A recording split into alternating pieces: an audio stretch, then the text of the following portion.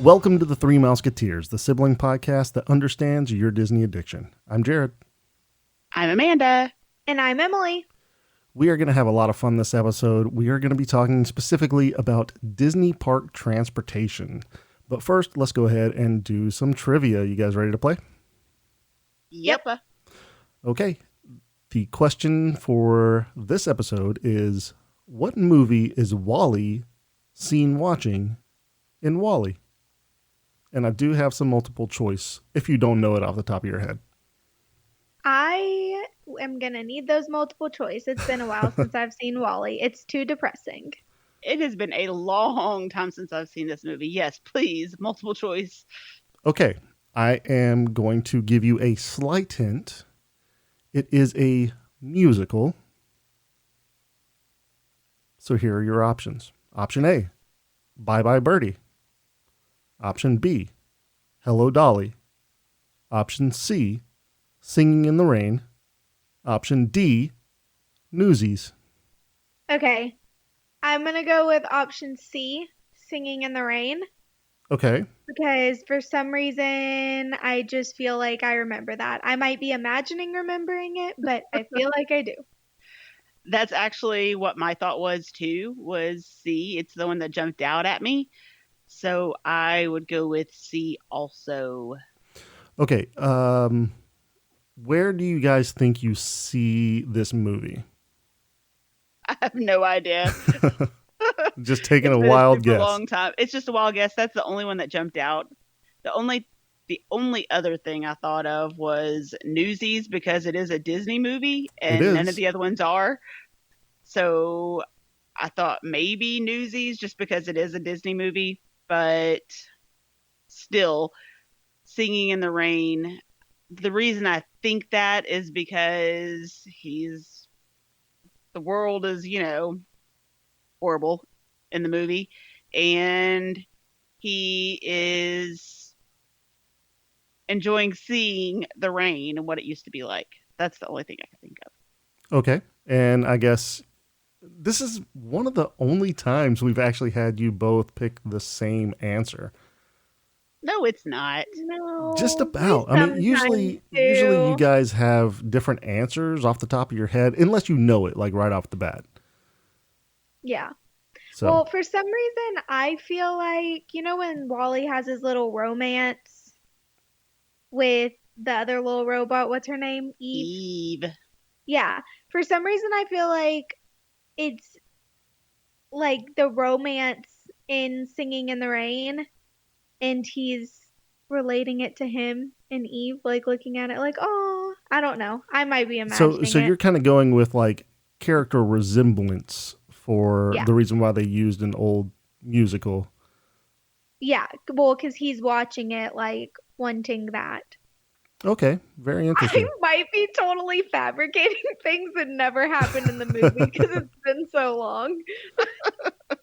I will go ahead and tell you that you are both incorrect. Great, so I am just making things up. You are totally making things up. Actually, in all honesty, Emily is not really making things up, because there are a lot of character resemblances, exactly what Emily is talking about, in one of these movies that they did use. It was just a different movie. It was just a different movie. Alrighty. The movie is actually Hello Dolly.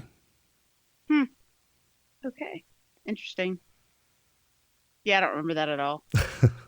Go back and watch it. There are some YouTube videos, I'm sure, that are talking about the resemblance between Wally and the characters within Hello Dolly. But you both were incorrect, so I stumped you this week.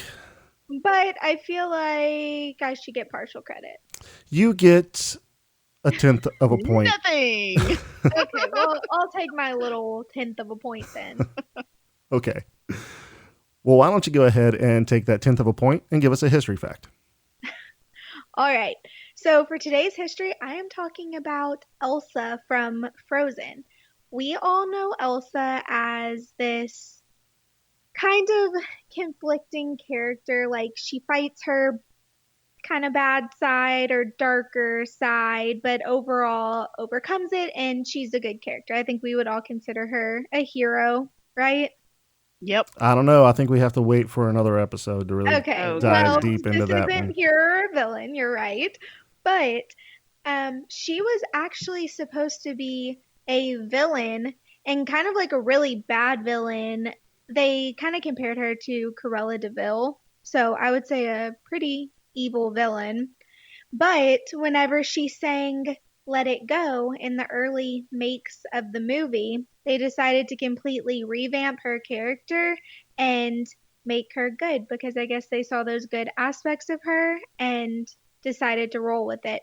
And she actually wasn't even supposed to be Anna's sister. They were just not related and she was just a villain. Very interesting. That's interesting. Yeah. I know.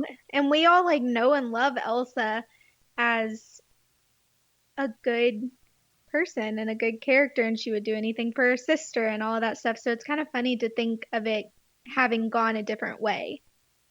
Yeah. I can't imagine this being totally different. I mean, they can make a whole different movie, just change the names and make it a different movie, and it won't feel the same at all. Yeah. Yeah, I think it was obviously supposed to be completely different than the storyline ended up being. Another fun fact, did y'all know that Elsa is 21 years old? And so she's the only official Disney princess that isn't a teenager? Wow. She's not really an official Disney princess. You're right. She's not. We've discussed this before. Yeah, but she's the only Disney princess that isn't a teenager. Interesting. I didn't know that either. That is interesting. I mean, most of the Disney princesses are like in between 14 to 18, right? Yeah, most of them are like legit children. How old is Mulan? For some reason, I thought Mulan was I one don't of know the how old Mulan is. I'm going to go out on a limb and say that Mulan is 18. Okay. I'm going to actually search this up, and I will give you an answer as soon as I get it. So Mulan is 16. Wow. There we go. She went and fought for her country at 16 years old. 16 years old. It is. I couldn't imagine anybody in this group going in at 16 years old and fighting for your country and then like saving the entire country. No. Yeah, it's pretty crazy.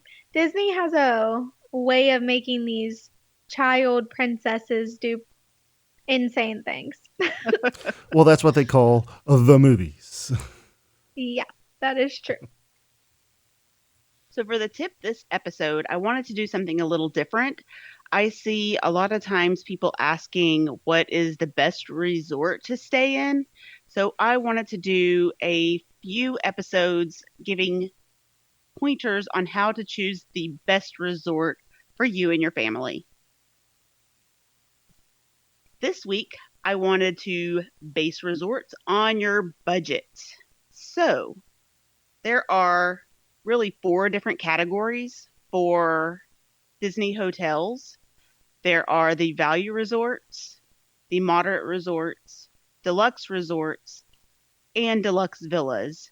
You also have the campgrounds, and they are at the Fort Wilderness area, but they aren't really a resort because you're staying in your own tent. So we'll just kind of briefly say that they're there, and but they're budget. They are budget, but you're not using really much of Disney's facilities. They are in a moderate resort, technically. I guess Fort Wilderness is considered a moderate resort, so it has some of those moderate amenities like the hot tub and things like that that the value resorts don't. So that is kind of nice. You get to stay at a value place, but get moderate amenities. If you are going to Disney and going on a budget, you may consider the value resorts. You have the all-star resorts, which are all-star music, sports, and movies, Pop Century, and Art of Animation. Keep in mind that Pop Century and Art of Animation are the only 2 value resorts that are open currently. Okay. I have not stayed in any of the value resorts, so I can't really speak on how good they are. But I know some of them I have have, gotten some updating. Is that correct? yeah, like Pop Century was updated recently in the past few years. And I actually stayed at Pop Century while they were doing the renovations, and our room wasn't an updated room, and we loved it. Like, I really thoroughly enjoyed the hotel. I enjoyed the stay, and that was, like I said, before updates. So I know it's even better now. So I would recommend that one for sure. Okay. And Art of Animation is actually one of the newer Disney resorts. So it has several different areas and they are very themed towards Disney movies. Very Yeah, cool. Art of Animation is a little bit more pricey though for a value, right? They are a little pricier, but you also have to remember that these have suites in them and it holds more guests per room. Yeah, so you're paying to have a bigger room that can fit more people. Right. And it has like a little mini kitchen in it. So there are things you can do in Art of Animation that you couldn't do in Pop Century per se. Yeah. So it's like a value plus. Yeah, that's probably a good way to describe it. So our next category is the moderate resorts. And there are 5 that fall into this category. You have Coronado Springs, Port Orleans Riverside, Port Orleans French Quarter, Caribbean Beach, and the cabins at Fort Wilderness. I have stayed in quite a few of the moderates. Like, I feel like that's the level that we typically stay in. And I've stayed at French Quarter, Port Orleans, Riverside, Caribbean Beach, Coronado Springs. And I would love to stay at the cabins at Fort Wilderness because I have heard that they are great. They do look super fun. They're individual cabins in the woods. They do have a kitchen. They have their own bedroom and a living area. So those are nice options. I've only stayed in Port Orleans Riverside and Caribbean Beach. Okay, But they did were, you like both of them? I did. When I stayed at Port Orleans, it seemed a little rundown at the time, but they may have updated it since then. I think it's been updated. I'm pretty sure I can't 100% remember if it's Riverside or French Quarter, but one of them got the Pirates of the Caribbean over theme. That is Riverside. Okay. So it's probably has been renovated since I've been there. Yeah. And then Caribbean Beach was renovated not too long ago as well. Caribbean Beach was under renovation last time we were there, and so the whole like main area of the hotel and dining area were closed, and instead it was in like a temporary tent, which was interesting. But it's all finished now, I'm pretty sure. It is. And they were renovating because they were putting in the Skyliner, and so that was part of the big Caribbean Beach renovation was the Skyliner stop. Yeah. So I love the moderates, and I think that it's a good like middle ground, and they're really nice hotels. Like in my opinion, they're nicer than a hotel that you're gonna stay in off of Disney property Yeah, like a most of the Holiday time. Inn or something. Yeah, Yeah, definitely. I agree with that. Not to snub Holiday Inn or anything. It's just that's one Right, of the first ones you think of whenever you think of hotels off property. Yeah, right. exactly. I think whenever we were kids, we mostly stayed in moderates. I just don't remember which ones. I'm pretty sure Port Orleans was one of them, but I can't remember which ones were the other trips. We did. Whenever we were young, the first time we took Emily to Disney World, actually, we stayed in Port Orleans Riverside. And at the time, that was one of the only resorts that held 5 people. And since we had 5 people, that's where we stayed. So our next category is the deluxe. And in this category, you have Grand Floridian, the Contemporary, Animal Kingdom Lodge, Jumbo House, Polynesian, Wilderness Lodge, Beach Club, Yacht Club, and Boardwalk.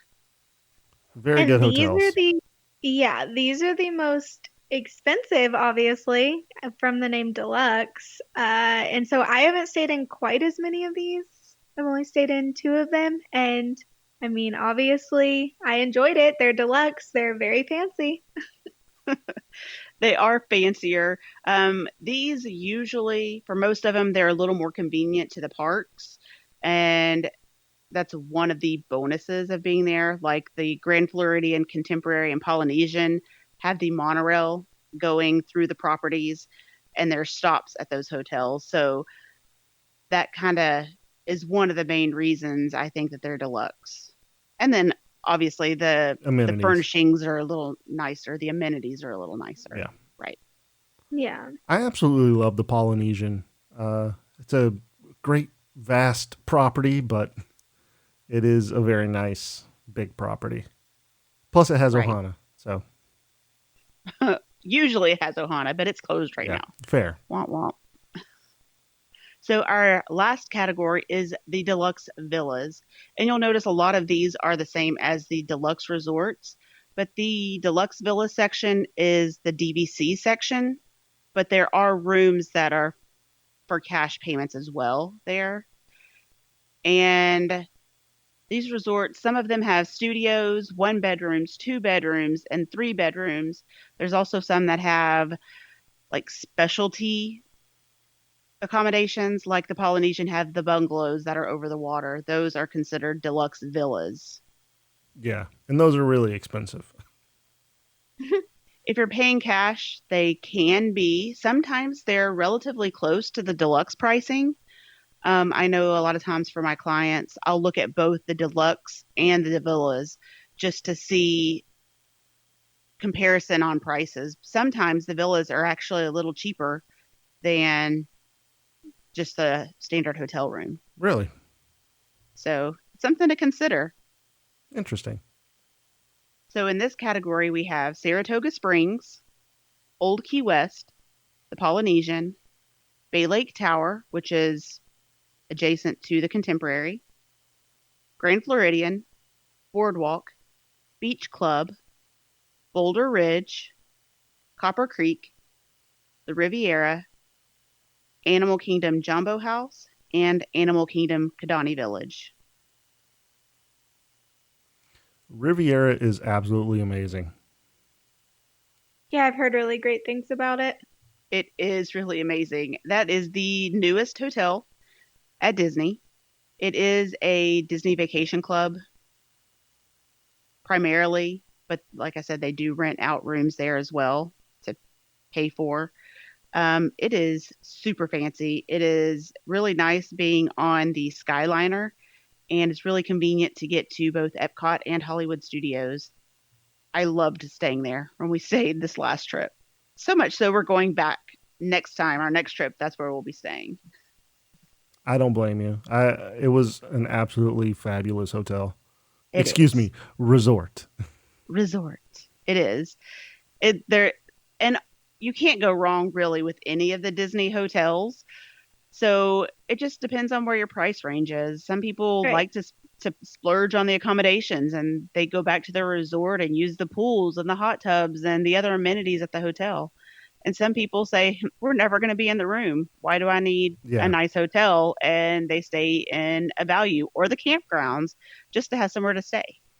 But I will say, even if you're staying at a value, like we stayed at Pop Century. They have 3 pools. They have an outdoor bar. They have a huge food court. They have beautiful scenery. It's because it's on the lake. Like, we spent more time at the parks than at the hotel, but we did swim and we used the amenities and we loved it. So even if you're staying at a value, you still get those Disney amenities. It's just not as luxurious. Right. And that's why I said you can't go wrong with any of the hotels. It just kind of depends on your personal preference. Right. Are you using your hotel as a place to add additional value to your Disney trip, or are you just using it as a locker to keep all your personal belongings while you go to the park? And a place to lay your head at night. Yeah. Yeah, I mean, that's the determining factor. And there are many different ways that you can determine what hotel is best for you. And this is just one of them. I thought budget is sometimes very important to people. So we should probably talk about that one first. Oh, yeah, definitely. All right, well, that's going to bring us into our segment for the week. Our segment is Hero or Villain. And this week I chose Tick-Tock Croc. I chose him because it's a little bit more of a obscure character, not a main, like, oh, this is the protagonist or the antagonist. I just wanted something that is familiar, but not really thought about all that much. So what are your first thoughts on Tick-Tock Croc? Well, I would like to say this is a little bit of a difficult one because he doesn't have like a huge part, but from what I know of him, I would kind of say that he's a hero. Okay, explain why. Because he has that taste for Captain Hook. And Captain Hook's the villain. We don't like that guy. So, therefore, the enemy of my enemy is my friend. Very good logic. Amanda, what about you? Yeah, first of all, there is really not very much to go on with Tick-Tock Croc. I mean, we see him maybe a minute, period. That's like it. So technically, yes. In Peter Pan, you don't see a lot of Tick-Tock Croc, but there has been like other movie, or not movies, but other like TV shows and stuff like that. I think Tick-Tock Croc shows up in Jake and the Neverland Pirates. Am I correct? I don't know. I'm not a 5-year-old. Exactly. I'm not either, but at least I know how. At least I do have some kind of knowledge. I do not know about that. That show came out whenever I did not have little kids, so I really don't know if he was in that show or not. But saying that, I would probably say that he is a villain just because he eats people. So if somebody eats people, then, they're probably a villain. But if they eat bad people, then they're a hero. But do we know that he only eats bad people? We know that he really wants to eat Captain Hook, so I would go with it. Yeah. But that doesn't mean he doesn't want to eat other people. I don't know. I feel like deep down he knows. And he's out there to do good. Okay. But see, that's assuming. We're assuming there, and you know what that does, so...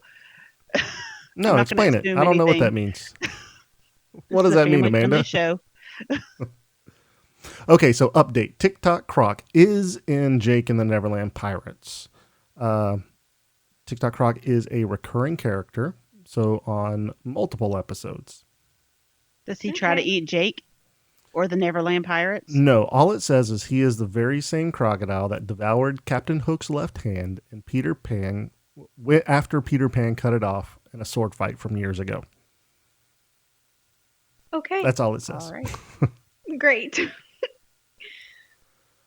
I'm going to go ahead and agree with Emily, and pretty much for the same reasons. The enemy of my enemy is my friend. So I think that because Tick-Tock Croc is always after Captain Hook, and Captain Hook is very afraid of Tick-Tock Croc, it makes him kind of an anti-hero.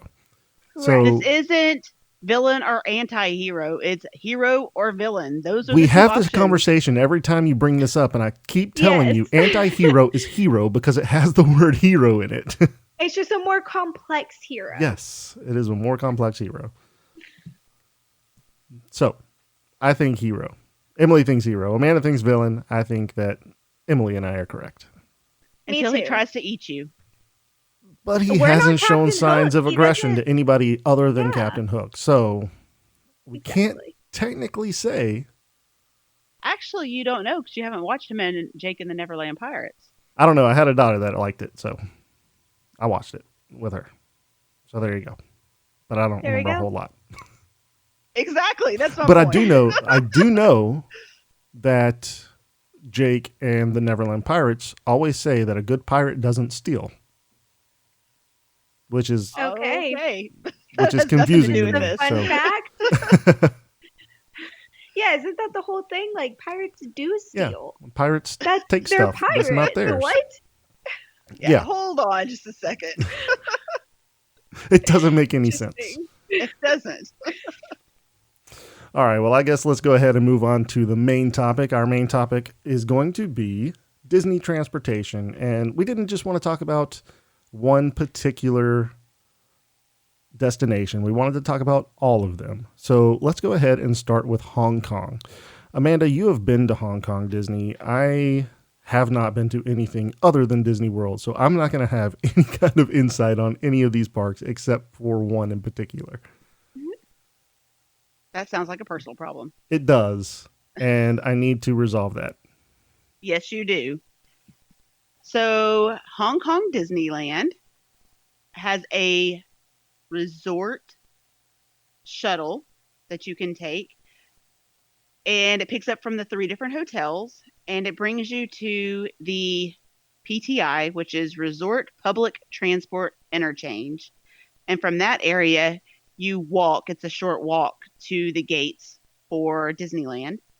You can also walk from the resorts to Disneyland, and it takes anywhere from 10 minutes from the Disneyland Hotel to about 30 minutes from the Hollywood Hotel. Okay. There's also from the city, from Hong Kong, you can take a train into this one hub, basically. And then there's a train specifically for Hong Kong Disneyland from this one hub. And whenever we went, it was actually decorated for Disney, the one train, which was pretty cool. Okay. They might still do that, I would guess, if it goes directly to Disneyland. They probably do. Or it could have been just for the season, maybe. I don't remember. But it was pretty cool taking the MTR from that hub to Disneyland. Okay. So they don't have a monorail, but that was pretty close. How would you rank that system? Like how much did you enjoy it? Do you think it was easy enough to navigate? The MTR or the shuttles from the park? Whatever you did specifically. Your own personal experience. It was pretty easy. So the very first time I went to Hong Kong Disneyland, we took a taxi from the airport to Hong Kong Disneyland, and it was super easy. They dropped us off at our hotel, and it was fine. That was the only time we actually stayed at Disneyland, in the hotel there. And getting to the park from the hotel was super easy. And it's nice because in Hong Kong, a lot of people still speak English, and the park is in English too. It's in Chinese as well, but it's pretty easy to navigate the parks and everything because they do have everything in English as well. It's a good combination. So you get to experience the culture, but not feel so overwhelmed that nothing is in English. Yeah, it's not a complete culture shock. Right. So it's nice. Okay. Well, what about Shanghai? None of us have been to Shanghai, correct? No. It opened right before I moved away from Japan, and I had a baby at the time, so I did not necessarily want to go with an infant to Shanghai with the pollution and everything. It made me a little nervous bringing a baby there, so I did not get to go. But one day I will be there. Yeah, I'm very interested in going to Shanghai. I feel like it's something that I would probably do as a solo trip first, but then I kind of feel guilty because I feel guilty for not going and bringing my daughter to Disney World, much less Shanghai, whenever you're only going to probably go like once or twice in your lifetime. So, right. Yeah. I would love to go to Shanghai, and I'm thinking maybe I'll do like a whole Asian Disney trip and hit Tokyo Disneyland and Disney Sea and Hong Kong Disneyland and Shanghai Disneyland all in the same trip. I think that'd be super fun. That'd be a good trip. Yeah, definitely. Well, let's talk about the transportation at Shanghai. Okay. Since none of us have been there, I'm going to depend on Amanda to kind of talk about this one. Leave the responsibility on looking this one up to Amanda. Well, actually, I have, because I did live in Japan, I had a friend that went to Shanghai Disneyland before they moved back to the States. And so I was able to talk to her. And whenever she was there, they took the shuttle. But I did notice there's two hotels there. There's the Toy Story Hotel. And from that hotel, you can walk to Disneyland. It's pretty close walk. Or you could take the shuttle. And then from the Disneyland Hotel, it's across a lake. And so from there, you could take the shuttle or you could take a water taxi. Okay. Okay, cool. And then actually getting to the park, you can take the rail, you could take a car, a bus, or a taxi. Very cool. So a lot of the same options as a lot of the other location or the other parks, but a little bit different. Has its own little style, correct? Right. All right, well, what about Tokyo? Let's talk about that one and talk about your personal experiences. All right. So for Tokyo Disneyland, there are several hotels there, and the Disneyland Hotel is actually at the gate pretty much to get into the park. So obviously you could just walk from there. From the other resorts, there is a monorail that takes you to the different parks, and it's free for Disney resort guests. However, on this loop, there are also other hotels. Like when we stayed at the Hilton there, and you can actually buy a card to be able to ride the monorail and take you to the parks. So from those hotels, there's also buses, and there's buses from the Disney hotels as well. But they weren't as frequent as the monorail, so we decided to ride the monorail while we were there. Okay, very cool. So is it kind of like buying a pass for like a subway or something like that, where you can buy like one trip tickets and then like a full day ticket and then multi-day tickets? I know we bought the multi-day tickets. I believe there were other options, but don't hold me to that. I'm sure there was at least a one-day ticket, but I can't remember if there was like individual ride tickets. There probably were. I just don't remember. Okay. I've seen pictures of Tokyo's Disney monorail, and it looks like it's super cute themed. It is. I mean, they're all definitely decorated more than our monorail, and it's set up differently. It's set up more like a subway instead of the separate compartments like our monorail is at Disney World. It's more like a subway. And while we were there, we went for Thanksgiving, and one day we got on, it was just a regular monorail. The next day when we got on, it was totally decorated for Christmas. I mean, there were ornaments hanging from the ceiling, and like the inside was totally like almost wrapped. Yeah, It was I've seen pictures really cool. of that. And I've also seen one that was like completely Duffy themed. Like Duffy is the Disney bear, and it's really popular in Tokyo for people who don't know at Tokyo Disney. It didn't really catch on so much here, but I saw a monorail that was like the inside was completely themed like that, which was really cool. Yeah, I think they just have different wraps basically, and they switch them out every once in a while. Yeah, it's so fun. I wish they would do that here. Okay, so I guess overall you had a pretty good experience with the transportation at Tokyo Disney? Yeah, the way it's set up is really cool because both of the parks and Downtown Disney are all on a stop for the monorail there. So it was really nice. And then there were a couple of other stops. So like where we got on, there were several different hotels where people could walk and get on that monorail. Okay, very interesting. So Disneyland Paris. We have not been there, but Amanda, your husband has a friend that has and continues to go. When they're open, yes. Yes. So you got a little bit of information from them on the transportation at Disneyland Paris. So why don't you go ahead and talk about that a little bit? So at Disneyland Paris, there are shuttles that come every 12 minutes. These are free shuttles, and it goes to all of the Disney hotels there. There is one resort area that it doesn't go to, and it's called Davy Crockett Ranch. And that's more along the lines of the cabins at Fort Wilderness, is what it looks like. And so they're kind of spread apart. And I'm guessing that's probably why the shuttle doesn't go there. Because it's separate from pretty much everything else.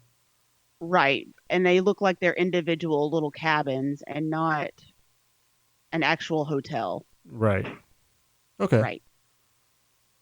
And then from the Disneyland hotel, you can actually walk to the parks from there. It's right in front of the Disneyland park there. Now I know from like the airport, if you're trying to get to the Disneyland hotel or Disneyland in general, you can take a train from the airport in. You can also take a bus or drive, obviously, taxi, things like that. Right. Okay.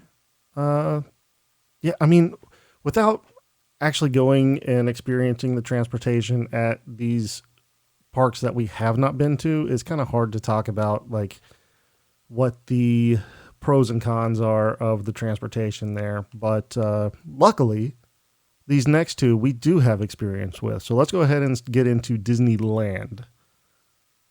You both have been to Disneyland. I have not been to Disneyland yet. Yes, I was just in Disneyland last January, so pretty recently, and I had been one time before that. And we didn't stay at one of the Disneyland hotels, but we did stay very close by. So we actually just walked every day because our hotel was, probably like a half a mile away. So we walked. But the time before, whenever we went, we drove from our hotel that was not very close, and we parked in the parking garage and took a shuttle because the parking garage is kind of far. You can walk, and lots of people do walk because I have heard that the lines can be pretty long for the shuttle. But we took the shuttle, and it takes you right to the front gates of the park. Super easy. So besides walking, the options are your shuttle, and there's also a monorail. But the monorail is kind of, I'm not going to say useless, but it goes from downtown Disney to Tomorrowland. So can't take you too many places. It's not like Disney World or Tokyo Disney where it takes you to hotels and stuff. Yeah. But I will say at Disneyland, the hotels are very close by, so everyone just walks. One of the hotels is actually literally in the park pretty much. So you walk. And my husband went to Disneyland last year, and he said that he parked in the parking area, whatever, and the line to get on the shuttle was an hour long.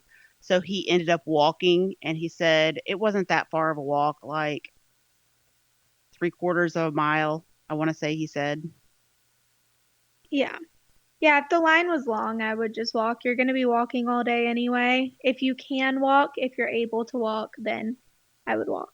Yeah. I just can't imagine waiting for a shuttle for an hour. Oh, me neither. No. But I don't even like waiting for rides that long, much less the shuttle. Yeah. I will say whenever we went the time before and took the shuttle, there was no wait at all. We just got right on. So it just depends on the day and the time of the year and all of those factors. Yeah, I was going to ask you, like, what time of day did you get to the shuttle? We got there like first thing in the morning for park opening because that's typically how I roll. And I think it just depends on what's going on at the time too. When my husband went, Star Wars had just opened. So I think that had a lot to do with it, that everybody was trying to get in for Star Wars. So it was just packed. Yeah, probably so. That makes a lot of sense. And it was a weekend. So that probably had a lot to do with it too. Yeah. Probably so. A lot of people coming in and going to the parks that live in California. So driving in, parking in the garage, and taking the shuttle. Right. Yeah. All right. Well, I guess let's go ahead and get into most likely all of our most transportation we've ever taken in Disney properties. Let's go ahead and start talking about Disney World. And I think we have to start with Magical Express. Yeah. So the Magical Express, I guess I'll briefly explain it. Whenever you fly to Orlando and then you're staying at a Disney resort, they provide you with transportation from the airport to Disney, and it's free of charge. It's included with your stay. You do have to sign up for it so they know that you're going to be on that bus, but it's free besides that. And I personally love Magical Express, and I can't imagine my trip without it. It's like the kickoff to a great Disney trip for me. And there's like a little video that tells you about all the fun you're about to have when you get there, and it really pumps you up. Yeah, see, but you're only mentioning getting to the parks on the Magical Express. What about when you leave the parks on the Magical Express? Yeah, that's a very, very sad time. Yeah, it's a bummer. It's the Tragical Express then. It really is. That is true. Yeah. So yes, the transportation on the Magical Express does go both ways to the parks, or your resort, actually, not the parks, and back to the airport when your trip is over. So I do want to say this. There have been some changes to the Magical Express not that long ago. So if you've taken the Magical Express before and they picked up your bags at the airport and magically brought them to your resort, you're going to be sadly mistaken if you try to do that again, because they will not show up. Nuh-uh. Yes, you have to pick up your own bags now and bring them with you. Boo. And this all happened because of COVID. So I don't know if it's something that's going to be permanent from now on, or if once things kind of return to normal, maybe have a vaccine, maybe then they'll start picking up the bags again. I'm not sure. I hope so, because I love that aspect of it. I mean, like, if I am actually checking bags, then it's nice to not have to worry about them. And typically we go to the hotel, then we go to the parks or to eat or whatever, come back later in the day, and boom, your bags are there. Little pixie dust fairies, put it in there. Yeah, so, I mean, whenever Amanda and I just went in October, we had to pick up our own bags and bring them to the bus with us and make sure that it got into our rooms. So, hopefully they do change it back after COVID is not eradicated, because it's never going to be eradicated, but at least not as bad as it is now. Right. So, all right, well, let's talk about the buses. The buses will take you from the resorts to the parks. Now, there is a schedule. They run from 45 minutes before the parks open. Whichever park. Some parks have different opening times, so just check your parks and make sure you have the right schedule. And they run into like 2 hours after the park closes. Right, and these take you to the parks, and it also takes you to Disney Springs. I do want to mention also that the buses do not take you from one resort to the next. Yeah, right. They do not. And so the problem arises whenever you are at your resort hanging out and then you have dinner reservations at another resort. So besides that, typically it's not an issue. But in that case, what I do normally is leave extra early and take the bus to the most nearby park to the hotel that I have reservations at. And then from there, take the bus or a monorail to the resort from the reservations. So you can get around it. It's not a big deal. You just have to allow yourself extra time. Right. Yeah, and I don't think it's as big of a deal necessarily at night or for lunch. The bigger deal, I think, is in the morning, when you definitely have to give yourself extra time, because sometimes the transportation isn't running at that other place yet. Yeah. So, like, Magic Kingdom may not be open yet, but you're going to the Polynesian, so you may not be able to get a bus to Magic Kingdom in the morning yet. So that's something you have to take into consideration if you're having a breakfast in a different resort than your own. Yeah, definitely plan ahead, and a great way to do that is to get a travel agent. Amanda, you do that kind of stuff. I do. A big key to making your Disney trip go smoothly is planning. Yes, very much so. One of the things that I really wanted to talk about is some of the cons of the buses. And I think one of the big cons of riding the bus, not only that what Amanda was saying, some of them might not be running at the times you need, but a lot of times they're pretty crowded. So you might not get on the first bus you see. And this kind of typically goes specifically for park closing. Well, it is a little different right now. Just so people are aware, they are limiting how many people can get on the bus right now. So usually it's only like 2 or 3 families, depending on how big the families are, so that they can keep social distancing alive on the bus. Which makes it even worse. Yeah, I bet. Sometimes I've actually seen people say that the buses are so much better right now than what they were previously, just because of the social distancing. And I think they have more buses going, knowing that they're limiting the number of people on the bus. I think they may have more in the rotation. Okay, so if they're putting more in rotation, then that is good. But if they're keeping the same amount of number of buses, then I see a problem with only allowing 2 families on. And there's a lot of families that need to get back to the resorts. Right. So. Yeah, because just in regular time, those lines can get really long at the end of the day whenever you're ready to go back to your resort. And you do end up packed like sardines onto the buses. Right. Standing room only. Yes. Like. Also, don't be a jerk, people. Let the old people sit down. Yes. Or the people holding their babies, yes, or pregnant. Just a public service announcement. Yeah. Yeah. I will say this. Guys, we probably don't need to sit down. There's usually somebody who needs a seat more than you do.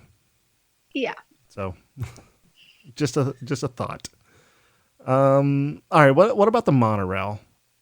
This one is something that I like to ride whenever I'm at the parks, but I kind of have noticed that it's a lot of people do it as well, so it's pretty crowded, especially at park closing, just like the buses.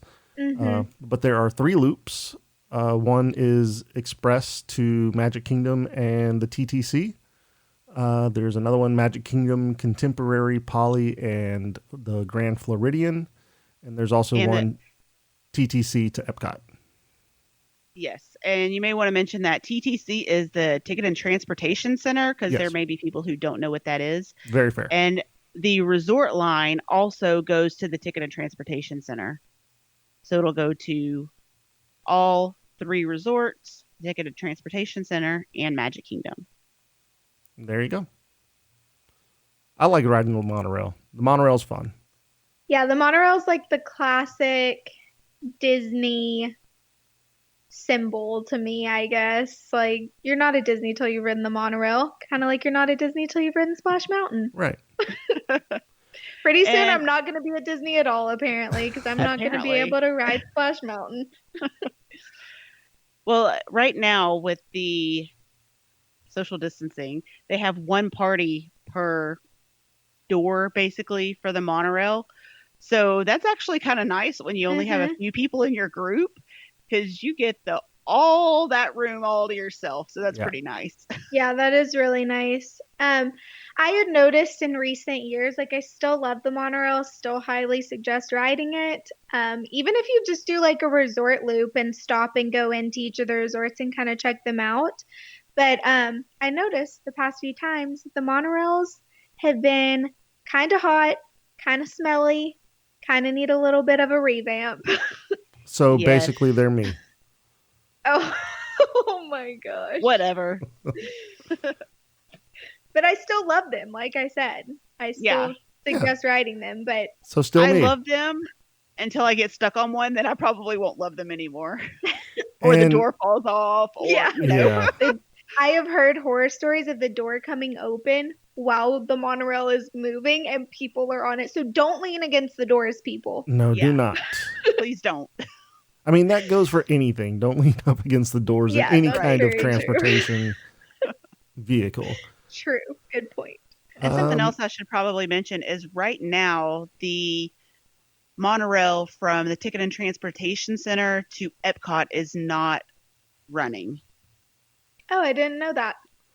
So, and also the stop at the Polynesian is closed because they are remodeling. So is the Polynesian, just out of curiosity, some people might be wondering as well, is the Polynesian fully closed, or like Kona Cafe, for example, are all of those closed, or are parts of the Polynesian open? You just can't take the monorail to it. Parts of the Polynesian are open, so the DVC, the Disney Vacation Club section, is still available, and you can book there.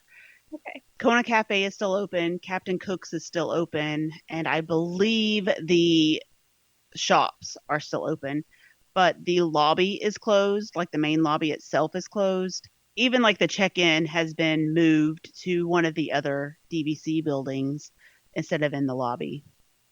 So since the lobby's closed, that's probably why Ohana's closed, right? Yeah, but I mean, Kona Cafe is open, and it's like literally in the lobby. Fair. Right. No, Ohana just hasn't opened up since the resorts started opening up again. That's one of the ones that hasn't opened yet. The Tambu Lounge next door has opened, though. It's just on a very limited menu. I don't think Trader Sam's has, though, yet. Nope, Trader Sam's isn't open yet. The pools are open too, though. So for those individuals that do want to go and stay in the DVC area, you can still enjoy the pools. And I think that may be kind of nice right now with there not being a whole bunch of people there. You can probably have the pool to yourself. Probably so. Okay, sorry I got us off on a tangent. Back to transportation. That's okay. And you can actually walk, since the monorail is closed at the Polynesian, you can walk next door to the Ticket and Transportation Center and catch the monorail there. Okay. Good to know. Correct me if I am wrong, but there are 12 different colored monorails? Sure. I'm going to go with whatever you say. Yeah, that's you guys don't know that? I don't have that information off the top of my head. I did see somewhere that there are 12 different colors for the monorail. I don't know why. I don't know which colors they are, but I did see that. So there you go. Pink is my favorite. Just a little fun fact. That's my favorite monorail. Which one? Pink. Pink? Oh, yeah. The light pink. Yeah. Well, let's talk about... There is one that's kind of like a, it's not taking you from resort to park or resort to resort or anything like that, but let's talk about the train inside Magic Kingdom. Well, it's closed right now, which is so sad. It is closed, but it is a route that's about 1.5 miles, and it encircles most of the park, and there are 3 different park areas, or 3 different stations in the park. So just a little fun thing. I mean, it is under the umbrella of Disney Transportation. So I did want to mention it. It takes you from one side of Magic Kingdom to the other. So that saves you a lot of walking. And Walt Disney loved trains. So you can't go to Disney without riding a train. Most definitely. But we didn't mention these in all the other parks. And I know for a fact they have it at Hong Kong. And I'm pretty sure they have it at Tokyo Disneyland too. And I'm guessing the other parks have them as well. Well, then I'm going to blame that on you. Well, I didn't know we were talking about inside the parks. You did not mention that. It's transportation that's related to Disney. But besides that, let's people mover too. That's fair. I mean, I guess we can talk about the rides too. The rides are technically transportation in some form or fashion. So let's go ahead and talk about the best one, and that is obviously Tower of Terror. So this is the best ride in all of the parks. It's in Hollywood Studios. Okay. Okay, well, let's go ahead and talk about the boats then. There are a lot more boats than I thought were at Disney World. Yeah, there are. Okay, so first one is the ferry boat that takes you to Magic Kingdom from the TTC and back. Right. There are water taxis. Those go to Grand Floridian, the Polynesian, the Contemporary, Fort Wilderness, and Wilderness Lodge. Right. The Fun Ship cruises, they connect Epcot to Hollywood Studios, Boardwalk, Beach Club, Yacht Club, and Swan and Dolphin hotels. Right. I have taken those. Me too. I took them to the boardwalk and went to Abracadabra. Just a fun fact. Okay, so we have another one, but the Friendship Cruises also is the boats that you see going through the World Showcase in Epcot. Mm-hmm. Right. The Sassagoula River Cruise connects Disney Springs landing boat dock to Saratoga Springs Resort, Old Key West, Port Orleans French Quarter, and Port Orleans Riverside. The only boat that I've taken is the ferry. Okay. Yeah, we did do the ferry this past trip when we went to Magic Kingdom. So it's been a long time since I've taken the ferry until this last trip. But it was actually really nice being on the ferry and kind of had the breeze going and got a different view of the resorts in Magic Kingdom that you don't normally get. Well, not only that, but also you get a different view to the entrance of Magic Kingdom as well. Right. So I would highly suggest, if you've never taken any of these, and I'm actually planning on taking some of these others that I have not been on yet, like the water taxis, the Friendship Cruises. I do want to take these, and I would highly suggest other people take them as well and get maybe a different experience than what you have traditionally done, and like taking the buses or taking the monorails and stuff like that. Get a different perspective. Yeah, that's a good suggestion. That's why we did it last time we were there and got to go to the boardwalk, which we never go to.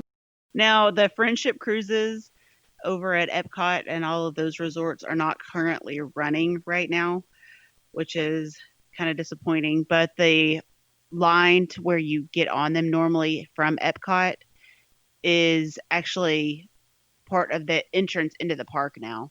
So I can see why they have had to close those to help with park entrance. Yeah.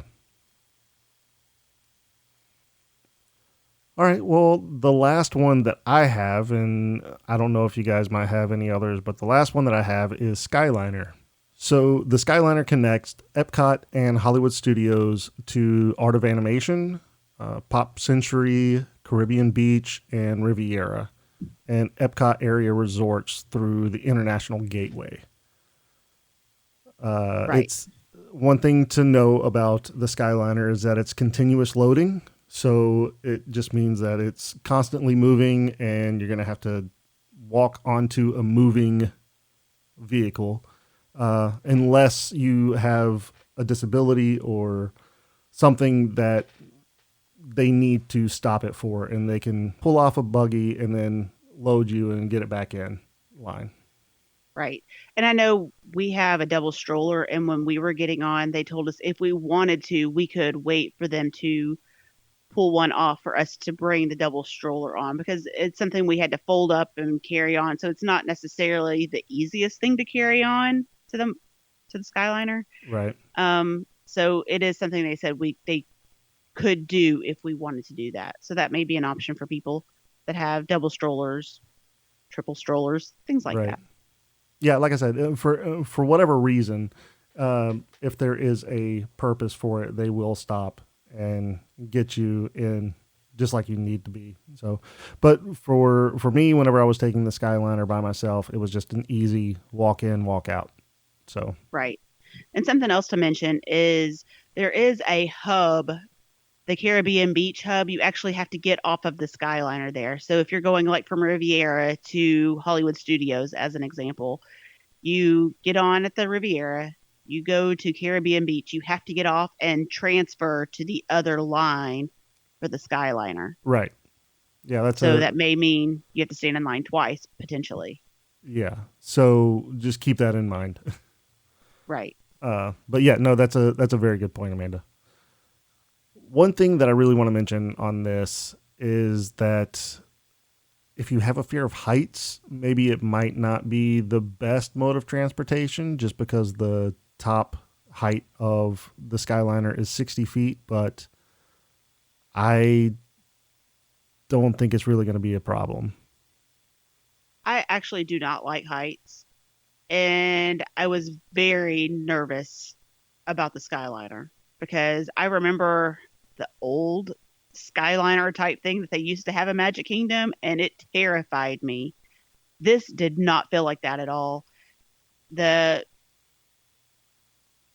buggy itself was actually really nice and spacious, and it felt like more like a car than one of those old buckets that you sat in Magic Kingdom Like a before. Ferris wheel bucket. Yes, this was very nice, and I was not scared at all being in it. That's good to know because, like you said, you do have a slight fear of heights, but you were comfortable in it. Right. Now, if I was stuck up there for any amount of time, that may be a different story, but just riding it and the occasional slight stops, I was okay. Yeah, and I think that's going to be for anybody. If you get stuck on it, then you're not going to be extremely comfortable. Right. And now these don't have air conditioning on them, but they are vented and the windows can open or close. Yes. I've heard that if it's raining really bad, that sometimes they get wet, so people like to close them up. But we didn't have lots of rain when we were riding the Skyliners. So I didn't experience it firsthand. Yeah, I can't say one way or the other about the rain either. But yeah, I really enjoyed the Skyliner. I thought the views were great. It's a good, quick way to get from a couple of the parks to the resort if that's where your destination takes you. So I think it's a pretty good thing. Yeah, I thought it was much better than the buses. Personally, I really enjoyed doing the Skyliner. Honestly, I think it's probably my favorite mode of transportation there right now. Even more than the monorail? Even more than the monorail. I mean, I like the monorail, but it definitely needs a sprucing up. Yeah. So I like the Skyliner better right now than the monorail. Okay. Very interesting. Yeah, I do like the Skyliner a lot. So, I mean, if it were... it does have its downfalls, right? It doesn't go to all the parks, but neither does the monorail. Right. The only thing that's going to go to all the parks is pretty much the bus. The buses. Yeah. Yeah. Or if you rent a car or you take Uber or something. Yeah. And that is something a lot of people do there is take Uber, especially for those early morning breakfasts and going to other resorts and things like that. A lot of people take Uber just because it is a lot more convenient than taking a bus and going to Magic Kingdom and then taking another bus to get to Wilderness Lodge or wherever. Yeah. I would suggest it early in the morning and also late at night because one time I got stranded at the boardwalk and the buses had stopped running. Oh no. we were having drinks at Abracadabra and went to the bus stop and there were no buses running and we were like panicking, like what the heck do we do? And we had never used Uber before, so that was the first time to download the app and use it. So I would suggest it for times like that. Yeah, I would guess so. Otherwise that's a really long walk or potentially a really long walk. Yeah. We were in full on panic mode. Yeah. That's when you go to the front desk and ask, excuse me, can you help me? We were thinking about it, and then finally we were like, Uber. And Uber does go within Disney, like, limits. It's not a city, but, you know. Yeah. It's as big as a Disney city. Bubble. Yeah. So and that's something I think before when they had the minivans, I think that was something that was nice, is that there was a mode of Disney transportation that you could take whenever the buses weren't running. See, that's exactly what I was going to be bringing up next is the minivans. Unfortunately, the minivans are no longer. Right. So I did have an experience using a minivan, and I took it just to get the experience. It wasn't like I needed car seats or anything like that, which they did carry car seats within the vehicle at all times, just in case people needed them. But yeah, I took it just because I thought the idea was very cute. You know, minivan, It's pretty much wrapped like Minnie Mouse. So the one problem with it was that it was a little more expensive than you would typically use for like an Uber or a Lyft. Yeah. Right. So now, for the convenience for families that had more than one child that needed a car seat, I think they were great. They were driven by cast members. Yeah. So I think people felt a little more comfortable using the minivans because they were Disney employees than just some random Uber or Lyft driver that has no connections to Disney whatsoever. Yeah, I agree. I was excited about the minivans, and they came and went before I ever got to take one. Me too. And I can understand from Disney's point of view, especially right now. I mean, with the limited capacity, and they're having to rent these cars out. So I can see them thinking that maybe it's not the best business decision to have to rent all these cars right now. I get that. Yeah. We'll see if they eventually bring them back. We don't know. Well, it's not about just the cars either. It's also paying the cast members to drive said cars. So we know that obviously Disney has gone through some layoffs, some furloughs and stuff like that. So I'm really interested to see if they bring back the minivan once they open up like full capacity again. I really do like the idea, especially like you were talking about that they are Disney cast members. They're not just some random person driving an Uber or a Lyft. They've obviously had to go through the hiring process with Disney. So I would really like to see them come back at some point. I don't know if they will, but I would really like to see it. I know there were a lot of people that were really upset that the minivans were gone. So it may be something that they consider bringing back later. Let's hope so. Any other honorable mentions for transportation in any of these parks that we didn't talk about? I mean, there are other things that you can do. Like, for instance, at the boardwalk, they have those bikes. They're not called bikes. They're like the 4-person bike that's covered, Oh, yeah. They have those there. So that's a mode of transportation. I guess, but it's not taking you to the parks, though. No, but, I mean, it's something that you could do. It's something, at Disney, I guess. That is transportation. I mean, you can ride it up and down the boardwalk. I guess, yeah. That's fair. But I think that's pretty much going to cover all of the transportation. That's like major transportation that would get you to the parks or to the resorts and back and forth. And yeah. So what would you say your favorite mode of transportation is at the parks? I mean, mine is probably the Skyliner at this point.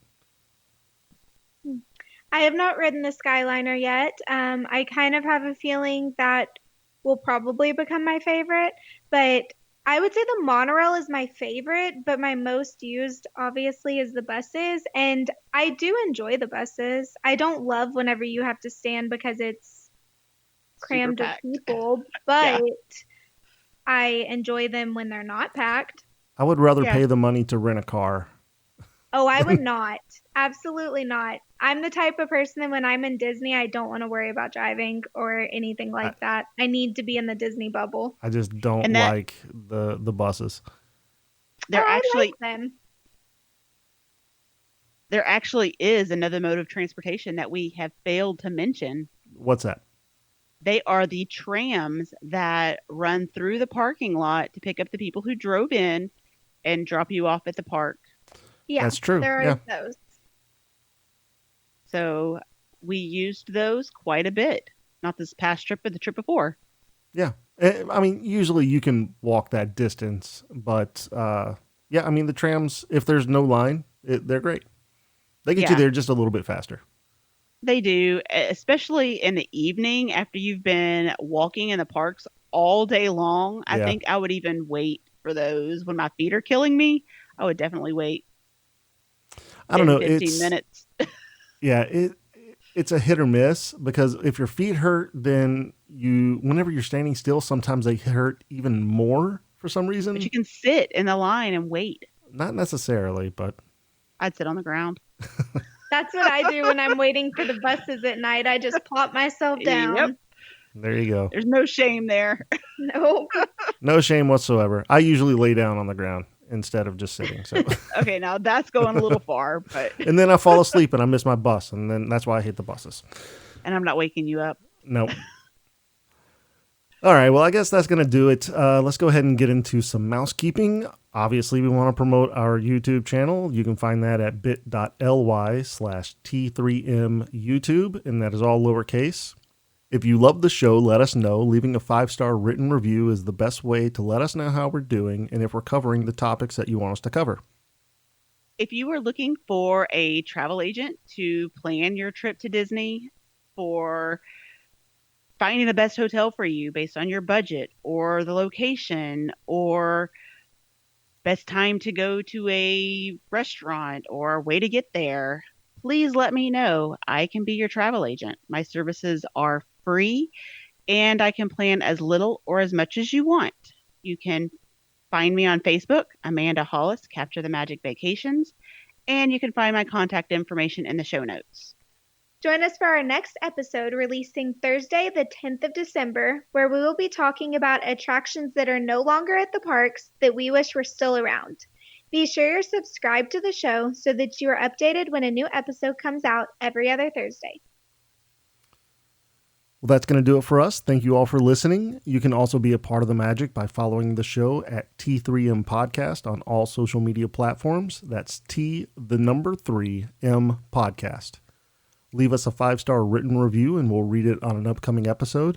If you have an announcement that you would like to have on the show or just want to reach out to us, you can send us an email at t3mpodcast@gmail.com. Have a zippity-doo-dah day. See you real soon.